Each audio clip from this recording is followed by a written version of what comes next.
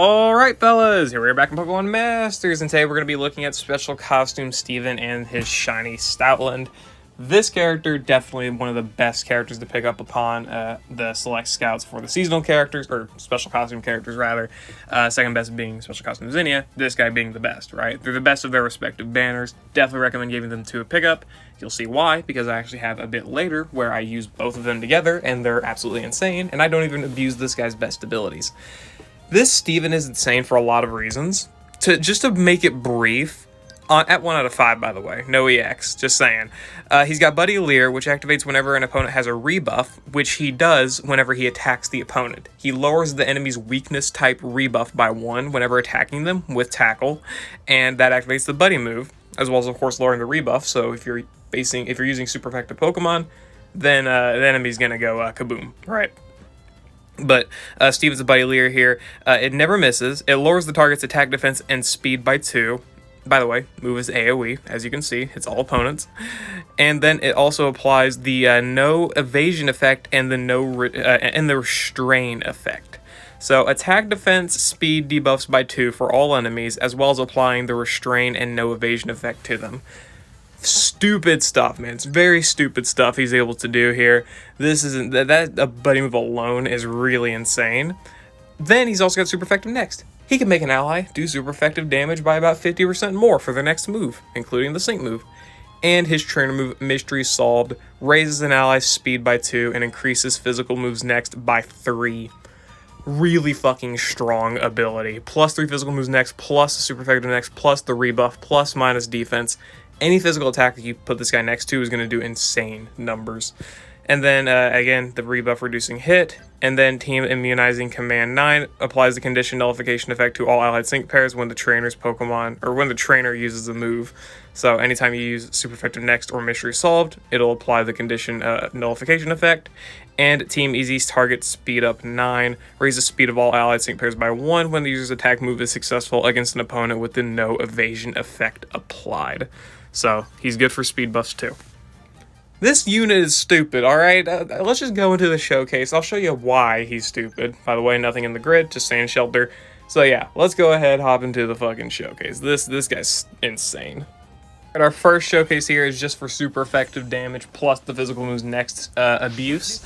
And this, by the way, my grid for Adamant, it's literally his tank grid. I'm quite certain. It does not have his insult to injury or anything like that, so it does not have any damage multipliers.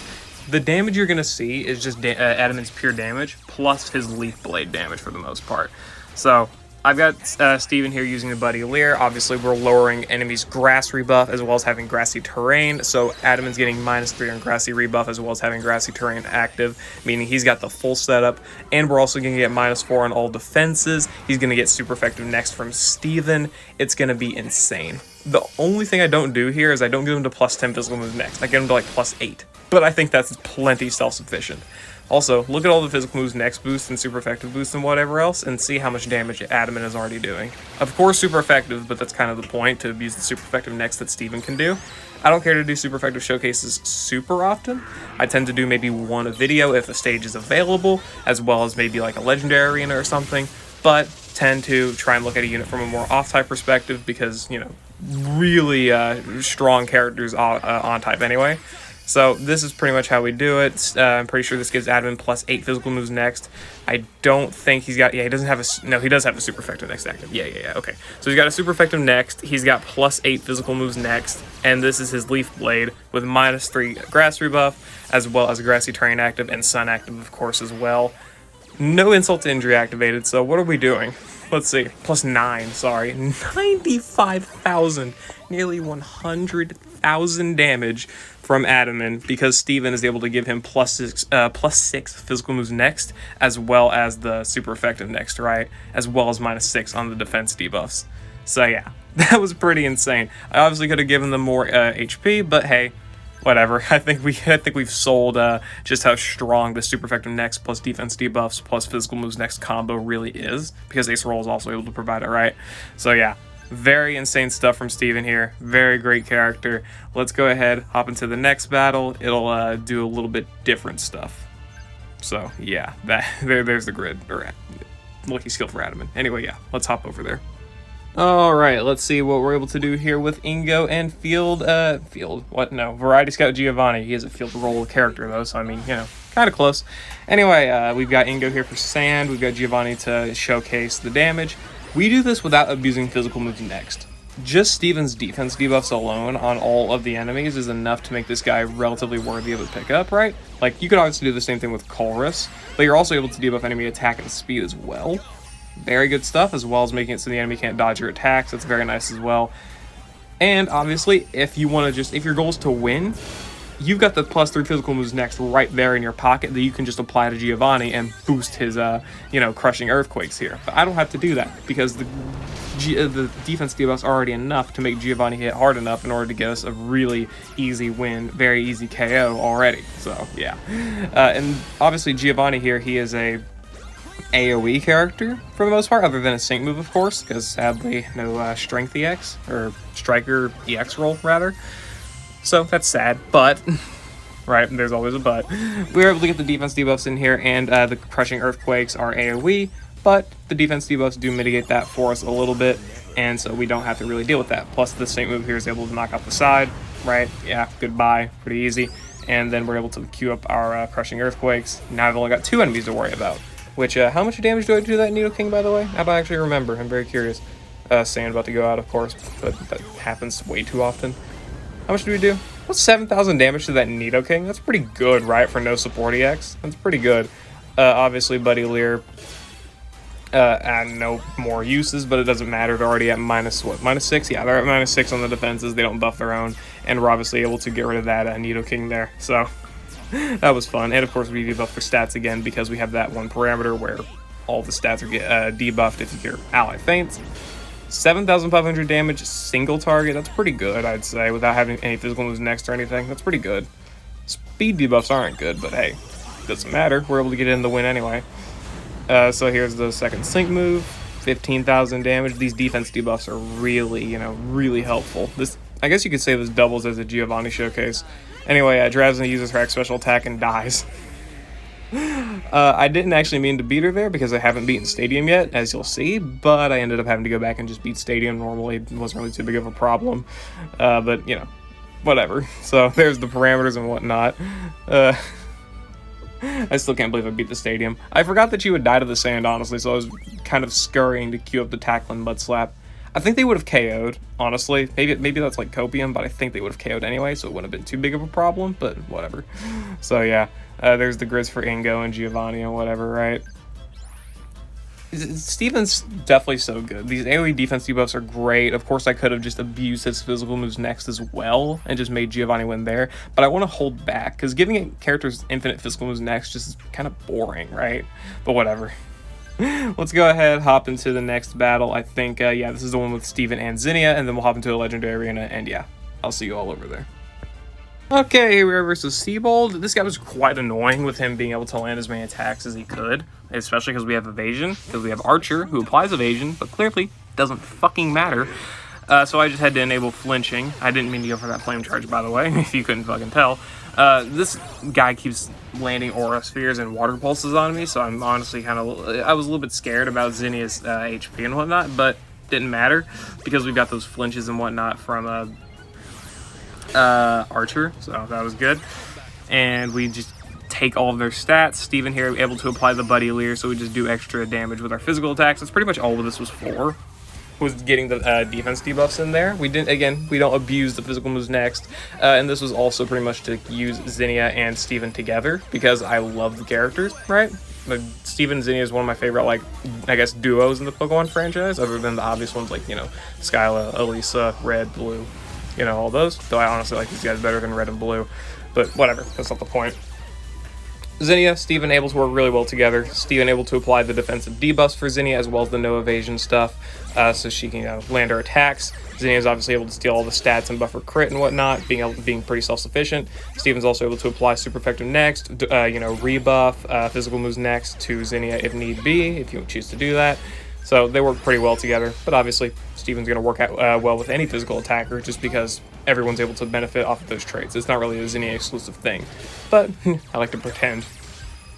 Anyway, yeah, they land this water pulse too, because fuck me, right?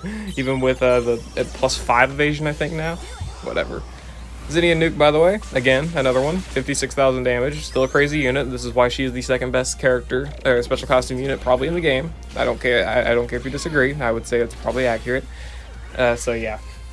There was the showcase with Zinnia alongside Steven, right? They both work pretty well together. Again, that's most physical attackers though, alongside Steven. They all work really well together, especially super effective, right? So if you have a character that's like your favorite or whatever, maybe like Tate or something, like if you really like Tate and Soul Rock and you're just like, they're not up to, you know, the task, you can bring them into probably a Psychic Weak stage and they'll destroy with Steven as a partner because of the super effective next, physical moves next, defense debuffs, etc., right?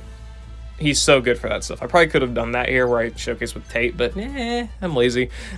And also, that literally was off the top of my fucking head, so, you know. Also, characters like Mullane, you know, Sophocles, these characters benefit immensely from what Steven can, you know, provide, right? Definitely very, very good for them. So, yeah. Anyway, that's the showcase versus Drasna. Let's go ahead, hop into a Legendary Arena. I'll see you all over there. Alright, here we are versus Latias. This, okay, don't know how this is going to go because Latias' evasion can be annoying, but my plan is to save the one last Buddy Lear for the very end, or the very beginning of the second bar, so maybe we can guarantee some attacks and get its evasion debuffed enough. I don't know. Let's see how this goes. We got Elisa and Skyla. Skyla for the defensive buffs as well as potions and speed buffs, and Elisa here for our source of big damage, so shouldn't be too bad. Maybe, hopefully, I don't know. We'll figure that out, right? We'll figure that out. There we go. I'll go for the first two Buddy Lears like normal, but then for the last Buddy Lear, I'll save it until the very end, assuming I remember. There's a decent chance I won't, so, you know, bear with me, I guess. Okay.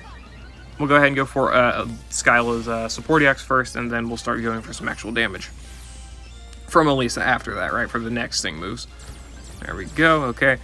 Just gotta watch Skyla's HP because sometimes Latias likes to launch like fucking dragon pulses and shit. I don't remember. Most of that Flygon that can be annoying for the most part, I would say.